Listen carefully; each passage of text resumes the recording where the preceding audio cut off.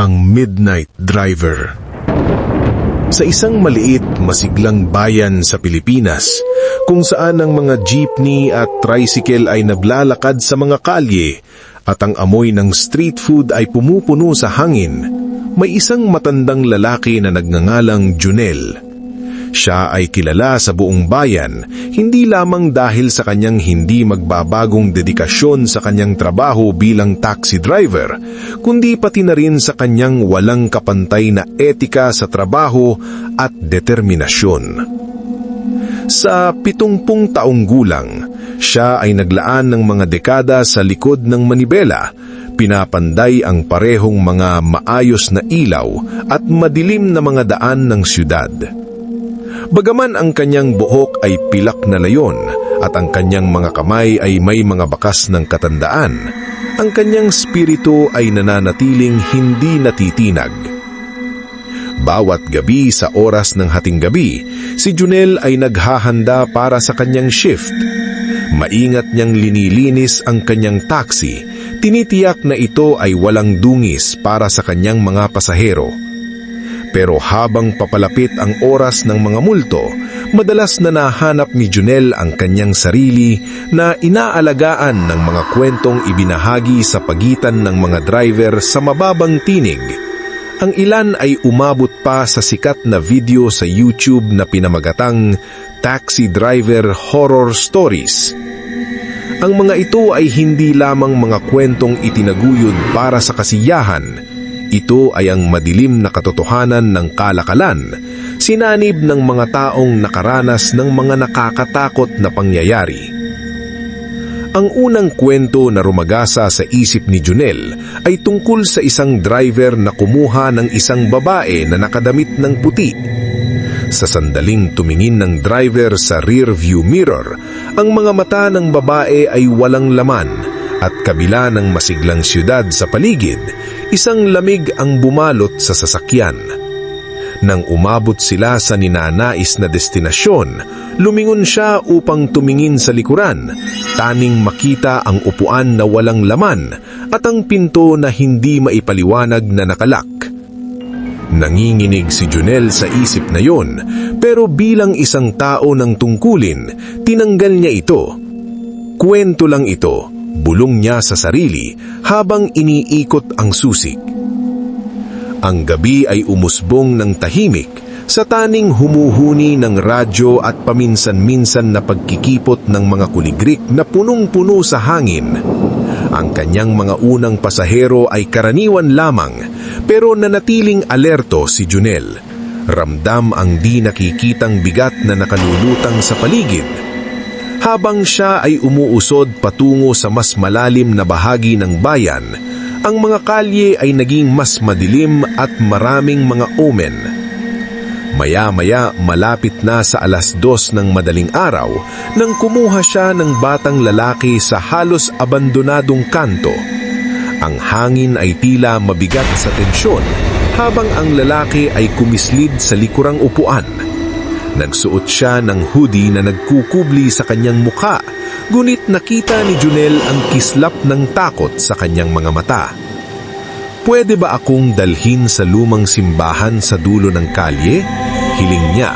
Ang boses ay nanginginig ng kaunti. Sumang-ayon si Junel, dahan-dahang tumingin sa rear view mirror. "Bakit ka nandito ng ganitong oras?" tinanong niya, sinusubukang alisin ang bigat na nasa hangin. Mahigpit na lunuklay ng lalaki ang kanyang laway, tumingin sa bintana bago siya nagsalita. "Pinag-challenge ako ng mga kaibigan ko na manghuli ng multo. Sinasabi nilang may mga espiritu na nananatili sa simbahan.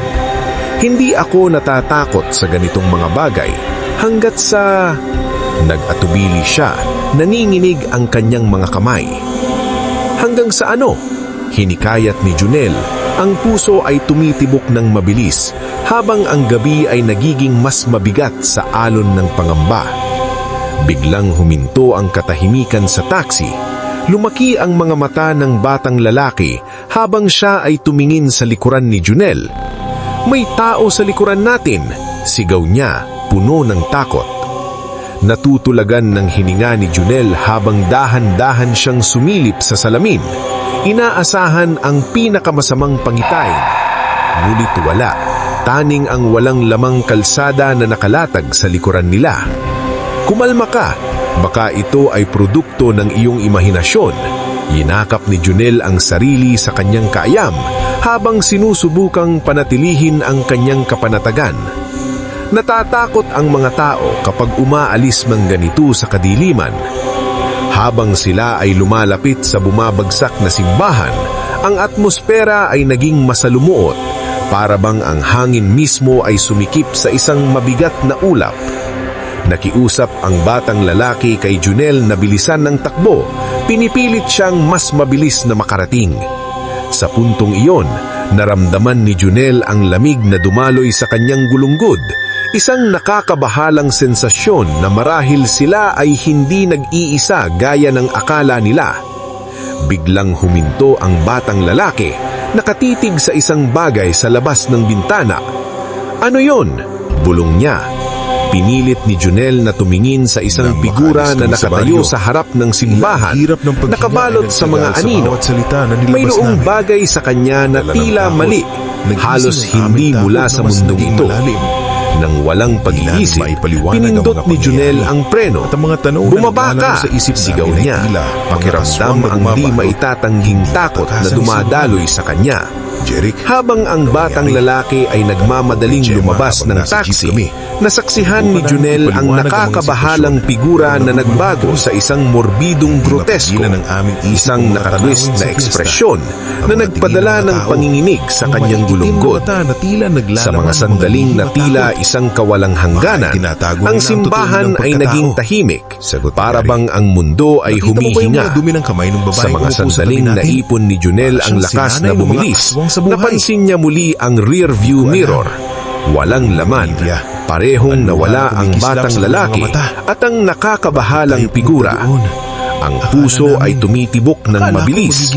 Nakalaya na siya mula sa paggawat ng nakakatakot na takot at umalis, sabik na iwanan ang inalihadan na kalsada. Lumipas ang mga linggo, ngunit ang karanasan ni Junel ay hindi nawala sa kanya. Ang mga gabi ay naging walang kapanatin, puno ng mga alingaw-ngaw ng nakakatakot na karanasang iyon. Bawat shift ay nagdala ng alingaw-ngaw ng isa pang kwento ng multo sa mga driver.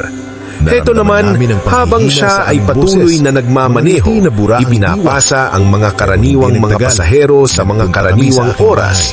Nararamdaman niya na ang mga anino ay nagkukumpol sa paligid niya, naghihintay ng isa pang pagkakataon upang ihayag ang kanilang panginginig.